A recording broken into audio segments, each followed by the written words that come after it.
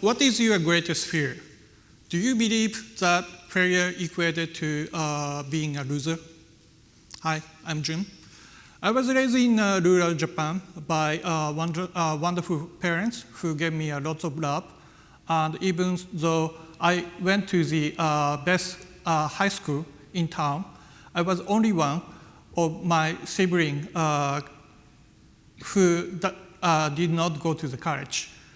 I was a typical young dreamer and spoiled son who just wanted to play in a big city in Tokyo.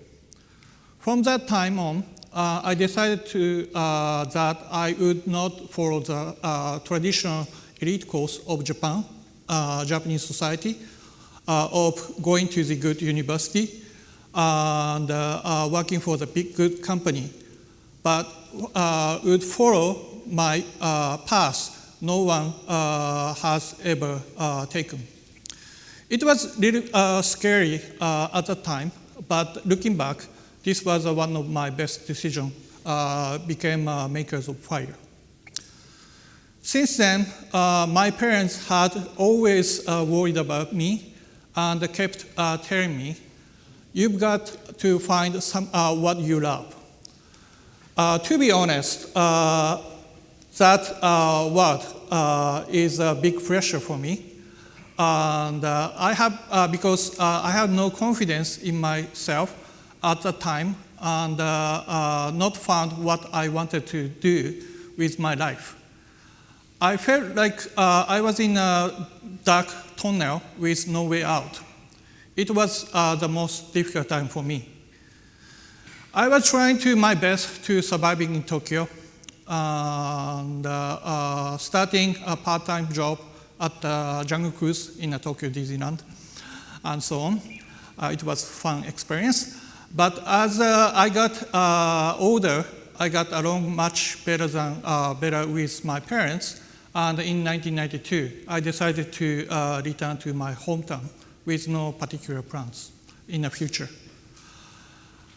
I was very lucky enough to get a chance to work as a prefecture employees at the University of Aizu, Japanese first computer science-oriented university.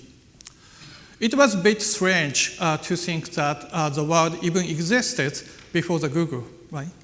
But anyway, right time, right place, as they always say. And I was very lucky to have found the internet so early in 1993. I had no computer knowledge or skills, and I started out with nothing but passions.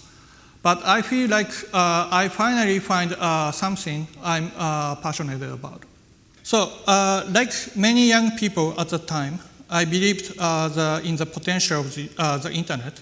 So I quit my job as a prefecture employee after 2 years and started an IT company, iJapan, with a university student in 1995 when I was 26 years old.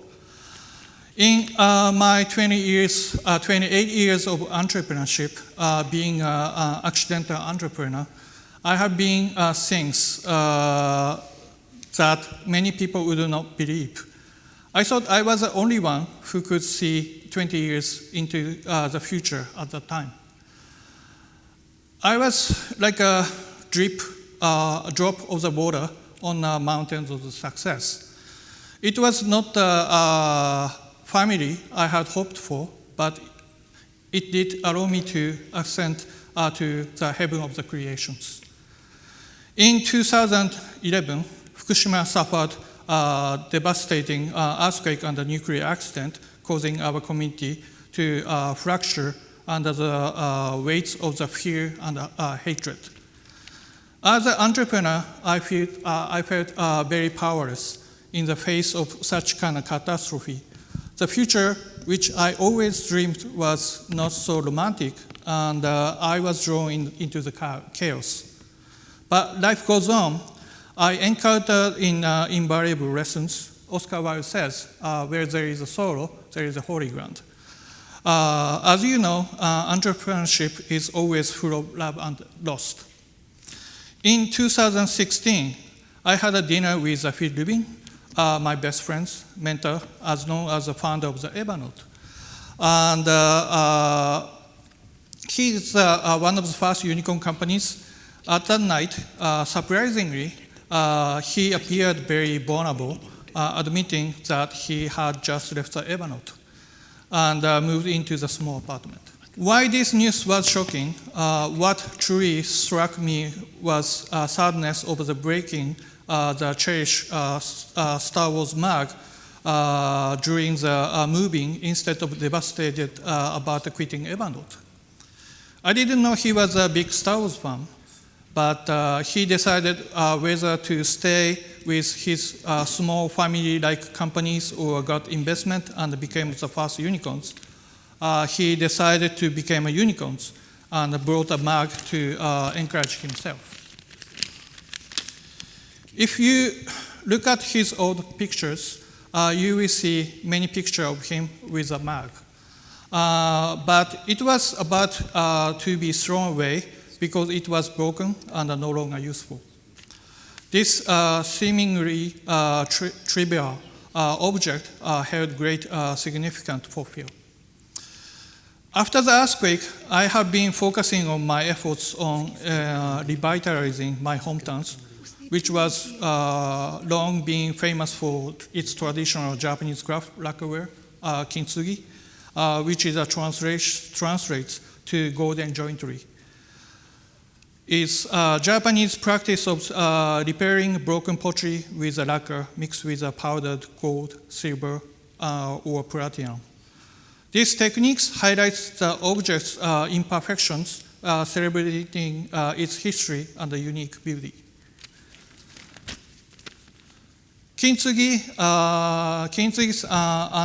underlying philosophy is rooted in Japanese aesthetics, particularly as a concept of the wabi-sabi, embracing beauty in imperfections and mottainai, sense of regrets of four ways. By mending a broken object with precious materials, Kintsugi illustrates that imperfection and repair are integral aspects of object history rather than something to conceal or discard. This art form has gained global popularity due to its distinctive, authentic, and inspiring message of resilience and transformations. Upon learning of Phil's broken mug, I introduced him to Kintsugi and promised to have his treasured items repaired. After 6 months of hard work by one of Japanese Kintsugi artists, the mug was beautifully restored. It's kind of amazing. And its story now enriched by the Kintsugi artist's touch, Phil, deeply moved by the experience, questioned why Japanese society was so unforgiving of failure, even they have such a kind of beautiful cultures. Phil shared a powerful quote from the movie Dune that challenged my perception of fear. I must not fear. Fear is a mind killer. Fear is a little death that brings total obliterations. I will face my fear. I will permit it to pass over me, through me, and when it has gone past, I will turn into the inner eye to see the path. Where the fear has gone, there is be nothing, only I remains. The profound insight illuminated the importance of embracing fear and failure as entrepreneurs. Life is a cyclical journey with ending often resembling beginnings. So if a challenge is what you seek, release the voyage. It is one our darkness moment that cracks in our armor allow our inner lights to shine through. However, the blinding glare of the spotlights often prevents us from recognizing this radiance. As we embark on our individual journeys, may we savor the agony of the entrepreneurship and the pathway of the elusive beauty. The art of the kintsugi teaches us that there is a value in recognizing and celebrating in our imperfections and our ability to overcome adversity. The belief is vital not only for entrepreneurs, but anyone facing challenges in their life.